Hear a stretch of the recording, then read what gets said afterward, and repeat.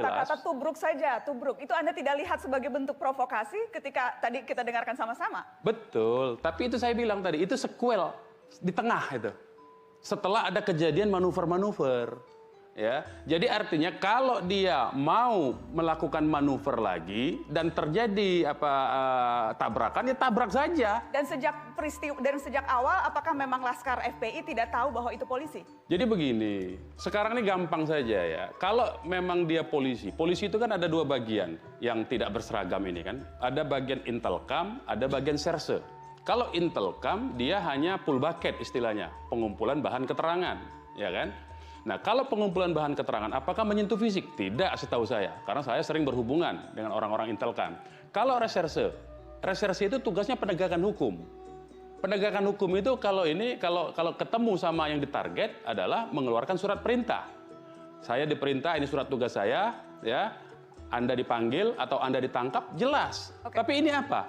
Tugasnya itu apa? Tugas pokoknya yang menguntit ini. Disebutkan di dalam konferensi pers di awal, ya, bahwa dikuntit karena ingin diketahui informasi ada pengerahan massa untuk pemeriksaan besok. Habib Rizik bukan sedang menuju ke Jakarta, menuju keluar Jakarta. Oke. Dan urusan hukumnya itu sudah dihandle sama tim pengacara. Saya ketua tim pengacaranya.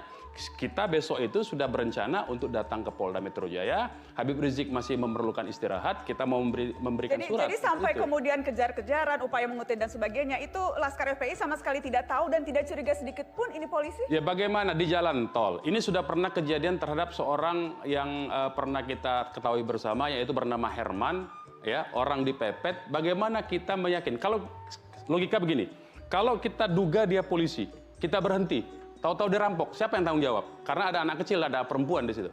Kalau kita duga dia rampok, kita lakukan perlawanan, terbukti seperti sekarang, kita berusaha lari dari rampok, dari orang yang tidak jelas, ternyata dituduh, kita tahu. Nah ini persoalan ini kan tidak dihitung, seolah-olah sudah disiapkan, tidak ada. Jadi semuanya itu Laskar hanya bertugas menjaga. Orientasi dan prioritas utama dari Laskar FPI itu adalah menyelamatkan ustadz, menyelamatkan pimpinan FPI, menyelamatkan guru-guru yang ada di FPI. Itu standar kerjanya. Oke, ini yang jelas ini memang keterangan yang kita dengarkan langsung dari Sekretaris Umum FPI.